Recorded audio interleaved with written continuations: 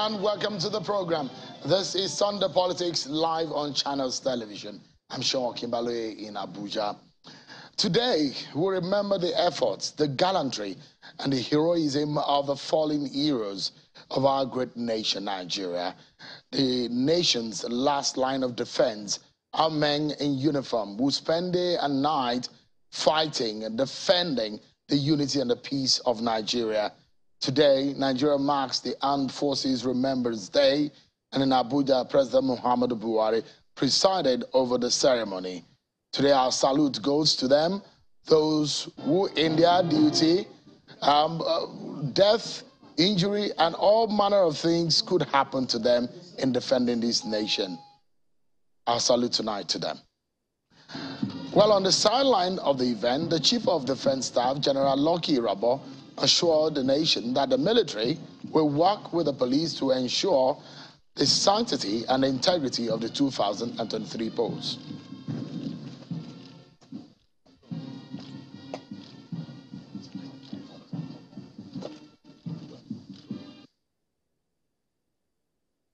For the elections, I'm sure you know that the police is on the lead.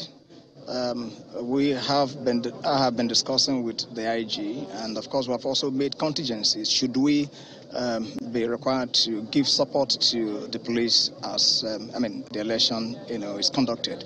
I think for Nigerians, you are well, rest assured that the armed forces remain solidly behind the police to be able to give them all the support that is required. Well, that's the Chief of Defense Staff, General Lucky Irabo. It's 40 days to the 2023 polls, and I'm urging everyone tonight who has not yet gotten his or her PVC to go and get it and make your vote count. Hashtag Nigeria Decides. Count down with me. It's 40 days officially to the February 2023 election.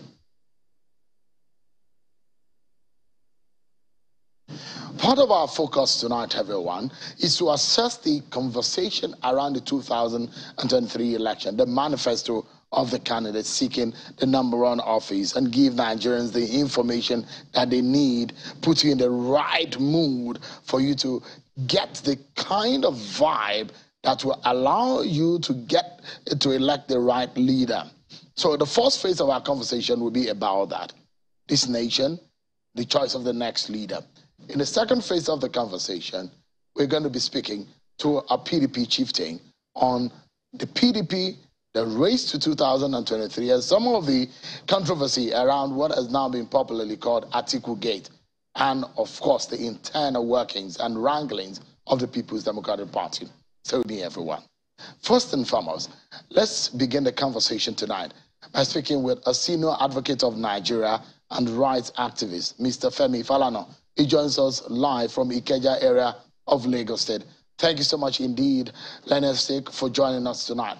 Let's begin the conversation. I'd like to know, 40 days to the election, are you impressed so far by the kind of engagement that the presidential candidates, for example, are having with Nigerians, the sort of issues they have raised in their campaigns and their manifesto, the agenda they are presented for to the Nigerian people? Thank you very much. So far, the people of Nigeria have not been part of the conversation. What I mean is that the politicians are speaking about their heads. They're speaking globally. But we have got to a state where they have to particularize. For instance, we have some of the most terrible development indices. Politicians have to. For instance, 20 million children are out of school. I haven't heard any specific message in that area. How will you take those children out of the streets within the next 6 months or at most 1 year? Because there are two laws at the federal level, the Child Rights Act and the Compulsory Free Basic Education Act, that have made education from primary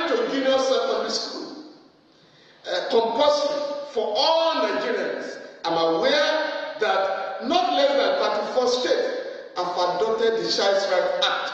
No, therefore, are you going to remove the out of school children? Because Nigeria has the world's largest population of out of school children. 2, there are, according to UNICEF, there are 30 million people, children, who are living, who are suffering from kwashiorkor. Most of them are in Nigeria. So, what are the politicians going to do to ensure that every child, every Nigerian has a 3 square meals a day? Furthermore, the population, the unemployment rate this year, in 2023, is projected around 45%.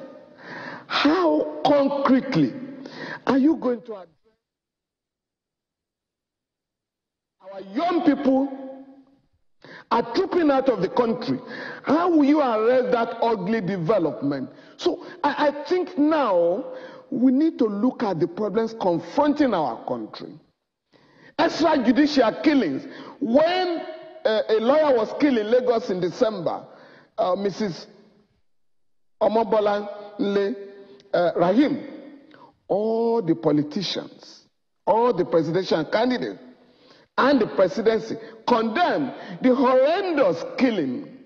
But after that, just last week, a young man was killed in Anambra State. He was tortured to death.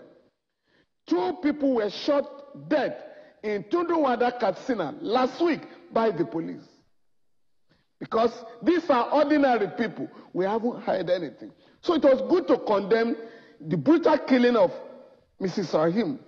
But no presidential candidate has said that if I win the election, extrajudicial killing will be a thing of the past. How are you going to do that? Now, people want to have access to affordable health. We are having what you call medical tourism. How many politicians have you heard the presidential candidates saying in the next 3 or 6 months, we are going to develop at least 1 hospital in each of the geopolitical zone to international standard so that nobody will go out of this country for medical treatment? Some have said, oh, when we get to power, there will be no more strike. How?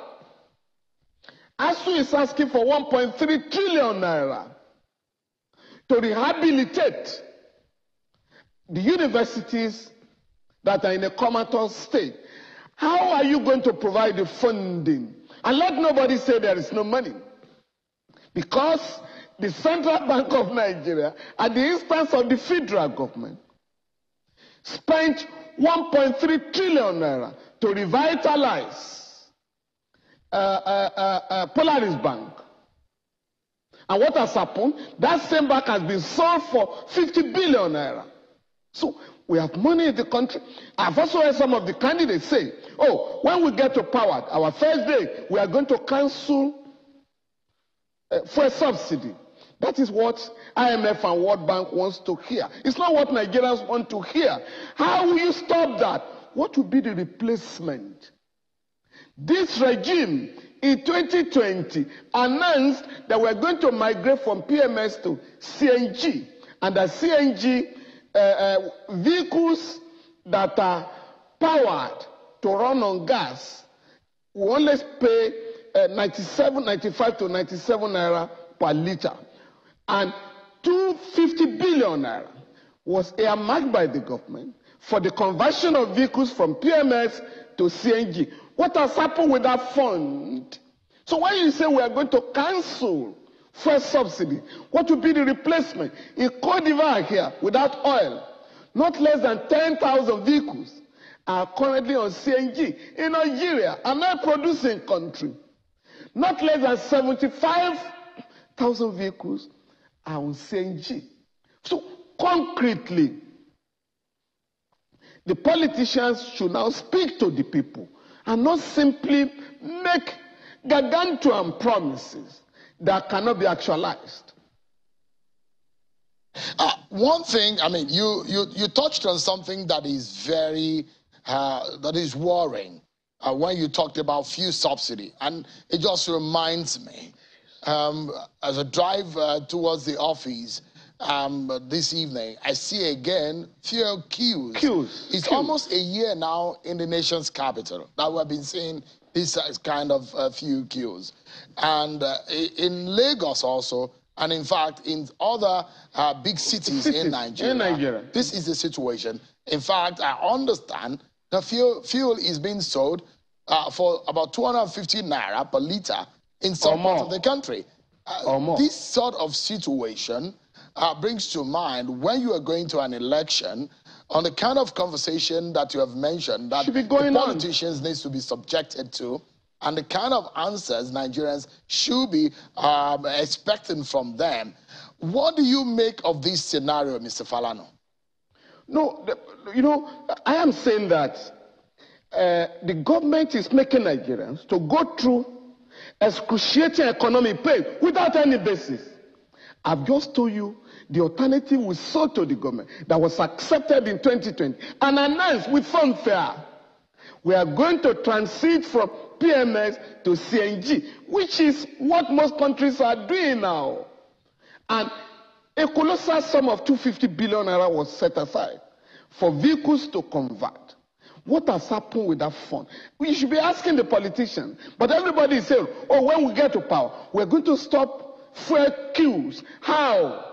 We should now concretize your promises. Let us know what you want to do in concrete terms. Now, going again to the reckless violations of the rights of our people. The law says, Administration of Criminal Justice Act and the Police Establishment Act 2020, that when a Nigerian is arrested or getting to the police station, the family members will be contacted. If you do not have a lawyer, the police will contact the Legal Aid Council or the National Human Rights Commission to give you a lawyer. At the police station, you are not bound to make a statement unless you have contacted your lawyer. Once a month, the chief magistrate in the magistrate district shall visit all the police stations with a view to ensuring that no Nigerian is detained illegally. But today, politicians are aware that Nigerians are arrested and detained daily, and they are compelled. Money is extorted from them in order for them to secure bail. These are the basic rights of our people that have been guaranteed by the Constitution, that have been protected by the Administration of Criminal Justice Act and the Police Act. But no politician, including those who have been regularly arrested and detained and charged, none of them is speaking to these provisions of our law. So this is why we are worried.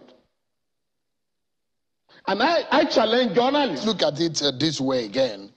Character and capacity is very crucial, Mr. Falana, for the person who becomes Nigeria's next president. What choice do you think Nigerians are presented with the 18 candidates that we have on the ballot? You see, one of the major problems confronting the country is lack of accountability. I don't care. I'm not going to discuss personalities, but there are issues on ground. Who amongst them will address these issues? And we must compare them. We must not allow escapist campaign. We must get each of the politicians. How are you going to protect the rights of our people that are being violated so routinely? How are you going to address fuel queues all over the place? How are you going to address job unemployment? So we must ask them one by one, how will you remove 20 million children off the street? Because there are African countries like Rwanda today, where primary school children are learning how to use a computer, and you want to compete with them. So for me, these are the issues. I believe that the capacity of each of the candidates, the capability of each of the candidates will be determined by their readiness to address concrete issues, concrete problems confronting the Nigerian people. But when you allow people to have rallies and they are simply dancing, and at the end of the dancing, you speak to the people, or those who are gathered there, in some falutian tones. No, let us now ask concrete questions. Those who have represented us in the parliament in the last 4, 8, or 24 years, we must now ask them, what laws, what bills have you sponsored to advance the rights of the people, to address the problems of poverty in the midst of plenty? For me, these are the issues now. All right. Again, someone is just telling me on Twitter, Prince Isaac, he's saying we bought fuel at 450 naira per liter in Abadeba, Nkporo Junction in Abia State. Black market, 500 naira per liter. This is some of the scenario and situation playing out as against the official pump price. But, Mr. Farano, let's look at the preparations of INEC and the environment in which the election will be conducted in another 40 days. And there's something that keeps bothering my mind. It's not as though that we're not aware that this is a possibility, though.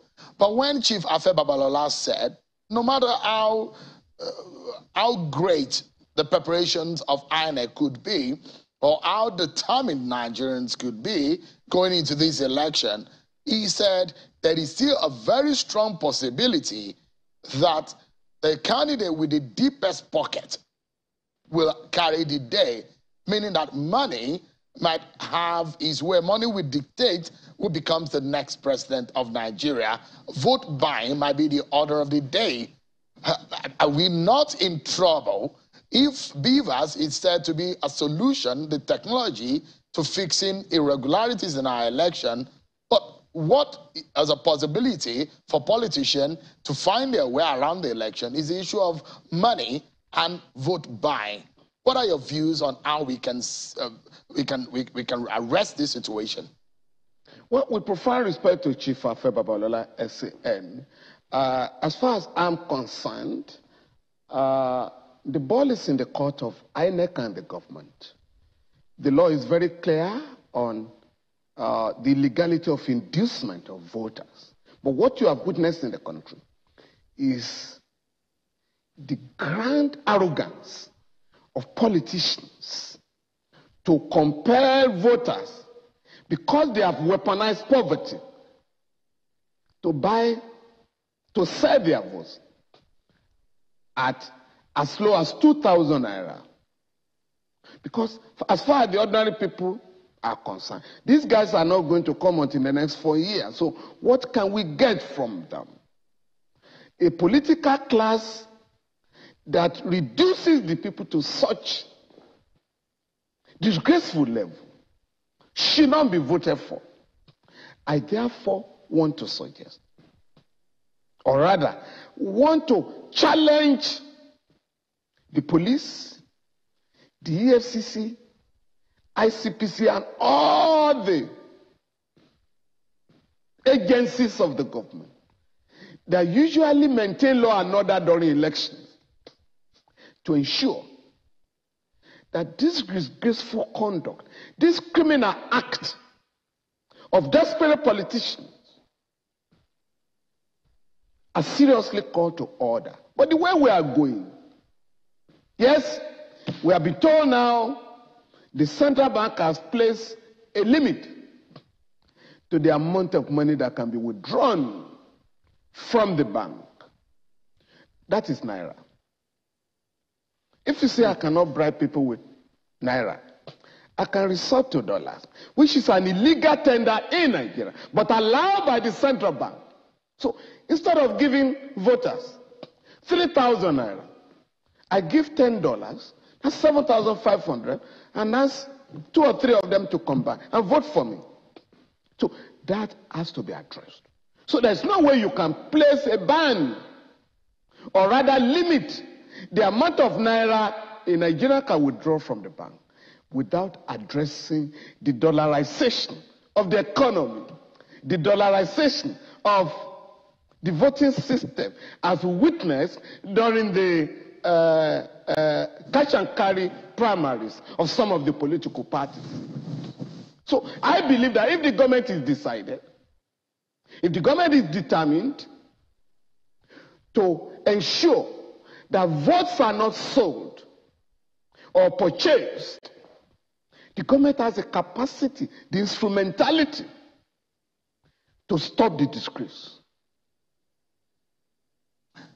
Now, there is, since you mentioned the issue of the CBN, it just reminded me of the central bank governor, Mr. Godwin Emefiele.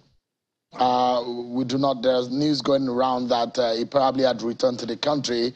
The story is about reports of him not being well and had traveled. In fact, there was a communication to the National Assembly when a senior official of the central bank appeared before the lawmakers that the central bank governor had traveled out of the country based on medical situation or scenario. But what do you make of that controversy, Mr. Falano, that the issues relating to some security agencies haunting him, and there are now lawyers who have gone to court to stop security agencies from arresting him? What kind of scenario or situation do you think is playing out here? Well, I can say without any fear of contradiction that Mr. Godwin Emefiele is not in Nigeria. He hasn't returned to the country because he's been quietly declared wanted by the State Security Service. Again, this can only happen in a banana republic, where the governor of the central bank of a country will be accused of a grave offense of terrorism financing. The details are not stipulated. The details are not outlined. And these guys play on our collective intelligence because they know that we are very forgetful. In 2014, his immediate predecessor, the former emir of Kano, and Haji Sanusi Lamido Sanusi, was equally accused of terrorism financing. In fact, in the same way, he also traveled out of the country to attend the meeting of the governors of the central bank in West Africa, in Niamey, Niger Republic. As soon as he landed in Lagos, he was arrested. His passport was seized. He challenged the government at the Federal High Court. And lo and behold, in the counter affidavit filed by the State Security Service, it was alleged that he was being investigated for terrorism financing. He won the case according to the presiding judge, Justice Buba, Mohammed Buba.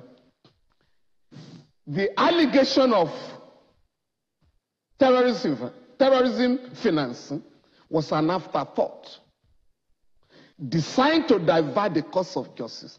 The court dismissed the allegation, upheld the submissions of the lawyers of Sanusi Lamido Sanusi. Incidentally, the team was led by the current vice president, Professor Yemi Oshibaji, SAN. The court awarded the sum of 50 million naira reparation in favor of Sanusi Lamido Sanusi. That was the end of the allegation. So you can't raise such serious allegation against the governor of a central bank, and at the end of his removal or forced exit, you then pretend as if nothing has happened. There's no country in the world, there's no modern state where this governor of a central bank will be sent packing so ingloriously chased out of the country, as the government considered the enormous implications of the effect of a wanted governor of the central bank on the economy. That is not to say, and I think the Federal High Court made the point in the case filed by the SSS against Mr. Godwin Emefiele, why the court struck out the case. That you can't ask me to give you an order to arrest a citizen. If you have your evidence that he has committed the offense alleged, please, you don't need a court order to arrest him. And that is the law. And by the way, no court in Nigeria or anywhere has the power to confer immunity on any citizen that has not been sold, taken out of temporarily. If you are not one of the 74 people who are entitled to immunity in Nigeria, and that is the president, the vice president, the governors and deputy governor, no other person can enjoy immunity. No. So you can't say don't arrest a citizen if there is reasonable suspicion that he has committed an offense. So I expect the State Security Service to come out with the allegations. And if Mr. Emefiele is not going to return to the country, file a charge in the Federal High Court so that he can get his lawyers, he can prepare his defense. But a government must not engage in cheap blackmail.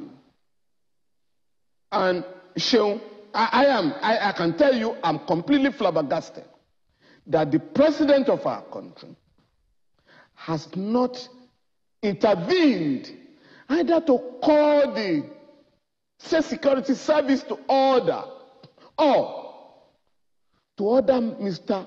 Emefiele to return to the country or be fired. But we can't go on like this as if we're operating in a banana republic. It's so embarrassing. Because I hope these guys are aware that Nigeria houses the largest concentration of black people on earth. We must be much more serious. So much is expected of us in terms of the leadership of the continent, in terms of the leadership of the region.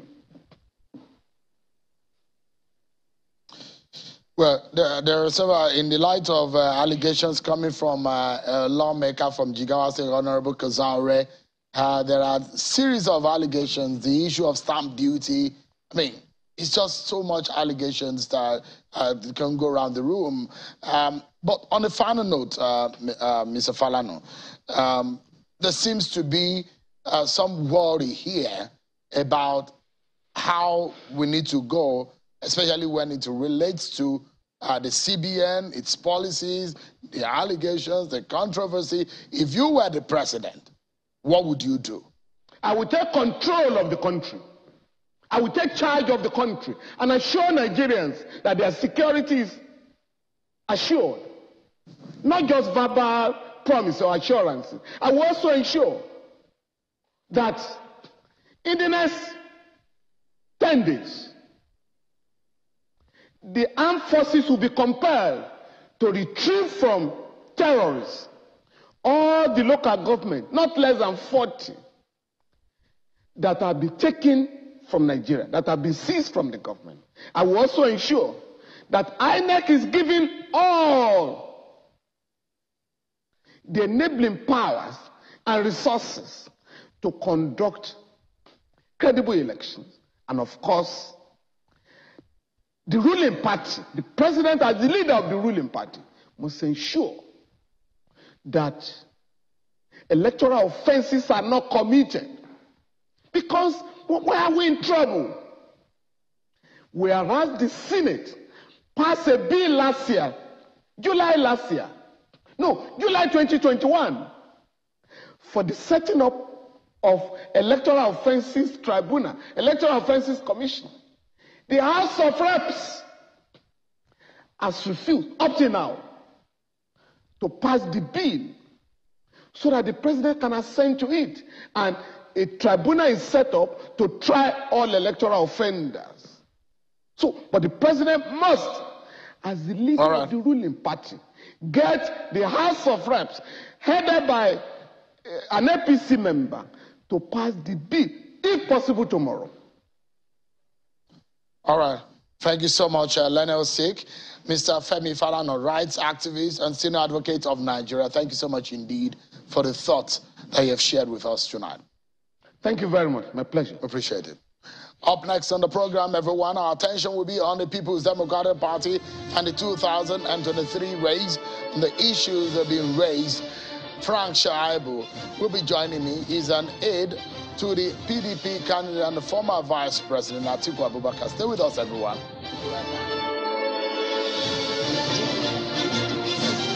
The PDP presidential candidate, Atiku Abubakar, was in Jos today to sympathize with the members of the party who lost their lives in the journey. Yesterday, he held a rally in Kogi State after his UK engagement over the course of the past days. These have been a series of activities of the PDP candidate who is seen as a front runner for the presidential race of 2023. But there are other issues that have been raised in internal wranglings in the PDP and how that can be resolved and the possible impact of that, that could be for the Atiku Abubakar on the ballot in the February 25th poll. I'm now being joined on the program tonight by the communications advisor to Mr. Atiku Abubakar, Mr. Frank Shaibu. He joins us live from our Lagos studio. Thanks so much, Frank, for joining us tonight. Let's get straight to the point. Thank you, Sean. It's been some busy past days for your principal, I guess, but this came after there was a huge criticism coming from the APC, questioning the whereabouts of your principal. First and foremost, the APC was saying he was ill and he had to be taken to the UK until we saw him touching down in the UK and announcing afterwards that he was going to be having some meeting with top officials of the UK government. But there are critical questions that have been raised here, and that has to do with the health capacity or the fitness for office of your principal, whether or not there was any kind of medical activities that he went for in the UK as part of the activities he went for there. If your candidates can come forward, or your party or the campaign can tell Nigerians, those are the questions that the APC was asking in that statement signed by Bayo Onanuga. You see, thank you very much, Sean. But what I would say is that a bitter heart, in the first place, a bitter heart is not capable of charity. You know, we're talking of a set of people who are stranded, so we don't expect them to be charitable with their choice of words and all of that. You know, not forgetting too that in 2022, we rounded off our campaign on the 21st of December 2022 in Katsina with that rally, with the mammoth crowd that, you know, greeted our rally in Katsina. And afterwards, the presidential candidates, former Vice President Atiku Abubakar, took a break. The Christmas holiday with his family. He did not just stop, he didn't just travel. He went to perform the Holy Pilgrimage in the Holy Land. And that took him for about 7 to 8 days in between, between the 21st of December and the 13th of January. Funnily enough, our campaign schedule is a public document. We released our campaign schedule far as early as when we started our campaign, and we have never altered our campaign schedules, except for minimal changes in terms of location and in terms of dates. Unlike the APC, who were searching for our candidate, you know, at the last count before we went on break, we had covered 15 states in Nigeria. Unlike the APC that had been running on regional campaigns because they know too well, you know, it was a diversionary tactics. You remember that a day before my friend Bayo Onanuga issued that press statement, their vice presidential candidate had gone on the BBC House of Service, you know, to confess like a canary, where where he told the world that he had diabetes and some form of hypertension, but that his presidential candidate does not have those kind of ailments, but that one too has what he referred to as mild Parkinson. You know, that's the vice presidential candidate speaking, you know, in that interview, which was translated, let me say translated, let me not use transliterated, by Premium Times. There is a public document. So interestingly, they saw that as an embarrassment, and they needed to embellish that, they needed to cover up their tracks, they needed to cover up that. But Mr. Shaibu, let's, I mean, since you're speaking to Nigerians tonight, yes, does your principal have any kind of medical situation? You see, Sean, yes, I'm going to respond to that, but you see, I needed to create a background, because when you were, before asking the question, you took your question from somewhere. You gave it a background where you told Nigerians how the APC raised questions asking for the whereabouts of my principal at that time. And you see, and it is important to situate the response in the proper context by letting them know why the APC went on that journey to nowhere.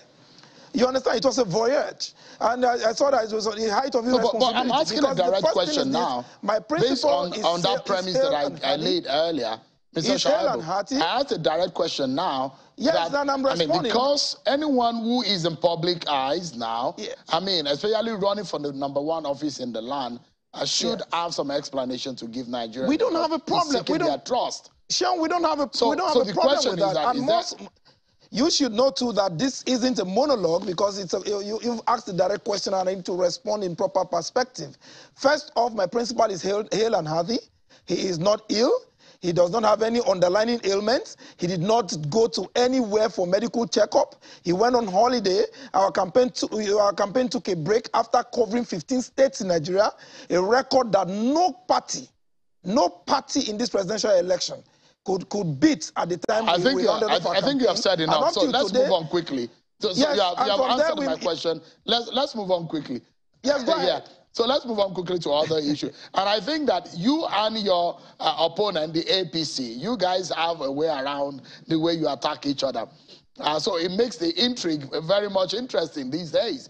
And when you're talking about the politicking side of this whole thing about the 2023 election. Now, what I'd like to ask you is that, I mean, if you saw the tweet of the spokespersons of the APC, they're actually poking fun at your principal when he made some a gaffe, a slip, saying that and questioning his state of mind based on what your own people have also criticized their own candidate about. There are two different words, Sean. Two different words. Atiku made what we call a slip of the tongue. A slip of the tongue in the English language is when one person, in the course of making a statement, you make a mistake and you quickly correct yourself. It's called a slip of the tongue in public speaking. But in their own case, what is persistent, when it is persistent, it is habitual, it is perennial, you call it, and there is a disconnect between the brain, the mouth, the jaw, and the lips. It is an ailment, and it needs a therapy, and that is called dysenteria. Dysenteria is a disconnect between the brain, the mouth, the jaw, and the lips. And that is the difference here. When a candidate wants to communicate, and he talks about electricity, he's talking about roasted corn, there is a disconnect. There is no communication. So it's a special case that needs a therapy. I'm a speech pathologist, professional one, and I've offered them my service for free. Bring your candidate to me, let me assist him. The only problem is that I may not be able to remedy the situation until the election is over. So the slip of the tongue of my candidates cannot be equated. They are in two different situations. So they are just running for so let's move on quickly because I have a lot of issues for us to discuss, Frank, tonight.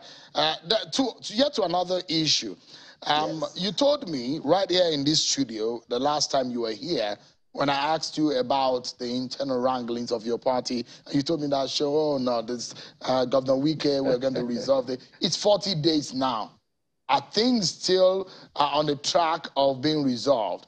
Wike has said, I don't have any personal thing to grind with Atiku. It's just the fact that we need a southern president.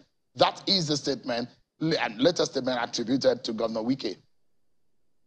Well, for Governor Wike and the G5 governors, the same way former Vice President Atiku Abubakar doesn't have an axe to grind with him.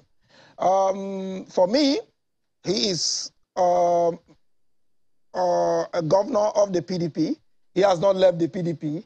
And so are the members of his team or his group or his friends or his group of friends, who hold the same view or whatever view or whatever name we call the view. But the interesting thing is the fact that our campaign has moved on.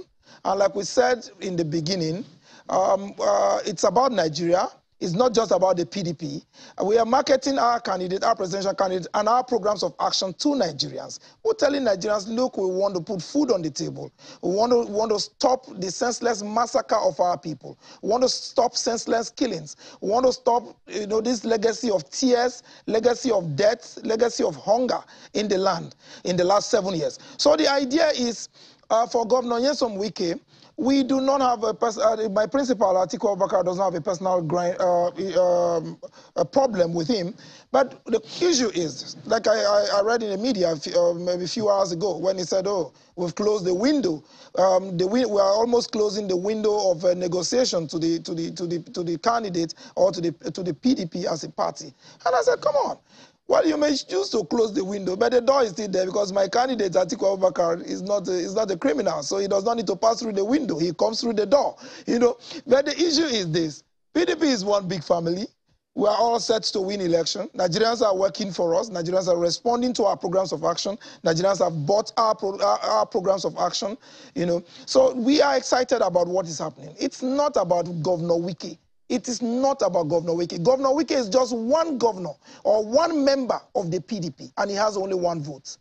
You understand? And you see, all right. So also are the 4 other governors who are members of his integrity group or the G5 governors as well. So we look forward to a situation where we'll all come together, and if they join the train, because the train is moving, and we are cruising at a very good, fine altitude. It could be a day to the election. It could be 1 month to the election. It could be 39 days to the election, and they decide to join the team and work with the team. It's all good and fine. But what I would say to you today quickly to is another issue that is yes, a burning issue right here. Let me ask you, since you've been working and advising Atiku Abubakar for some time now, do you know anyone as Michael Achimogu? I'm sure the truth is this. I'm aware that in the last few days, I've seen a couple of materials in the public space from Mr. Michael Achimogu. But what I would say at this time is this. This is a period of electioneering.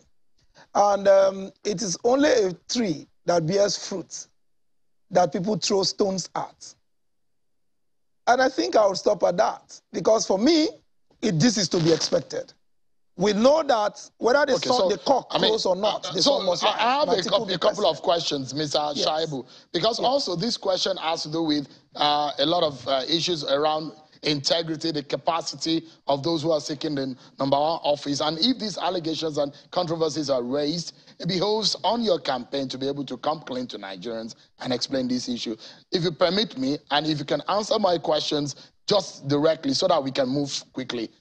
I mean, has Michael Achimogu worked with Atiku Abubakar? Well, to the best of my knowledge, I don't know what you mean by work with or work for. There are two different things. With and for are two separate prepositions, and they mean two separate things. But which when of them? Work with, as in work for him or work with him? Yes, which when one? you say, I do not, I am a special assistant on public communications. I don't work in the human relations department, the HR department of the Atiku campaign structure or the Atiku media office. So I cannot answer but that. When you say the question is, directly, that's not possible. Michael Achimogu worked with, has he ever been around Atiku Abubakar that you know? Well, I'm not a security detail. I'm not a security detail to know who is around him per time. So you do not know Michael Achimogu, is that what you're saying? You see, there are two different things. If I know him, it's either I know him as an individual, as somebody, or as a staff, or as someone who works with Atiku. I don't know when, if he was hired, I wouldn't know that, Seun. But what I will tell you is this, and I'll tell you succinctly, with profound respect to you. You see, and that is why I like us in the media circle to be able to interrogate. We have subjected, when you say we should come clean, of course it is good to come clean in terms of integrity, in terms of decent and character of our candidates in this race. Of course, we raised issues before now. We've questioned, at least you know the name of my presidential candidate, you know who his father is, you know his date of birth, we've told you the schools he attended, we've told you everything about him and all the particulars we submitted. We have presidential candidates in this race who we don't know their names, who don't know their full names, we don't know the primary schools they attended, we don't know their parents and all of that. So the issue is... There is an allegation, Mr. Shaibu, yes. Just a moment, so that we don't move away from the question I was asking. There is an allegation this young man has raised, and he says that I released a tape where he said it's a conversation between him and Mr. Atiku Abubakar, saying that there were times when he raised the allegation that there were times when the vice president was in office and they raised what they call the special purpose vehicle or stealth manner of making funds and using proxies, himself and his former principal, when they were in power as president and vice president, and to use this money to fund political parties. What is the official reaction of your principal in this direction? Well, we will, at the appropriate time, I'm sure we'll issue an official statement. But before then, let me say something here. SPVs, you know what SPVs mean. Special purpose vehicle. But of course, I can't discuss the context of that question for one reason. I was not in office at the time the vice president was in office. You understand? I was appointed in 2018. And between then and now, I know you know when former Vice President Atiku Abubakar left office. So I cannot give you the details to be able to respond to that question directly. But be that as it may. All right. So the issue is this. Since you are not able to answer some the of issue the is this, in this respect, no, not since I'm not able to. In this line. Yes. Just a moment, and I'd like you to take this because we're out of time. I'd like you to anchor in this respect. So APC said something, and I'd like to read it to you. And what they're asking basically is that your candidate should step down. They said in this statement, and I quote, "A man who wants to rule Nigeria and wants Nigerians to repose trust in him must immediately and honestly come clean with these issues, and also with this what they call legendary corruption." So, you see, it is shameful and reckless for the APC to even issue such a statement based on what we call hearsays, or based on a feeble statement. We have presented before Nigerians evidence, clear evidence, of involvement in narcotics case in the United States of America, where there was a clear forfeiture of $460,000 by Ahmed Bola Tinubu. We have asked for explanations as Nigerians. He has refused deliberately to submit himself for interrogation, even by the media. Refused to attend debates. Refused to attend town hall meetings, including the one organized by Channels Television. So, if there is anybody who has something to hide, if there is anyone who has a skeleton in his cupboard, my dear brother, he who comes to equity must come with clean hands. These documents are clear and incontrovertible. They are public documents. But my friend, Frank Shaibu. Yes, sir. Thank you so much indeed for coming tonight. I appreciate it. Well, that's our show for today. Many thanks everyone for watching. I'm sure Akimale. Bye for now.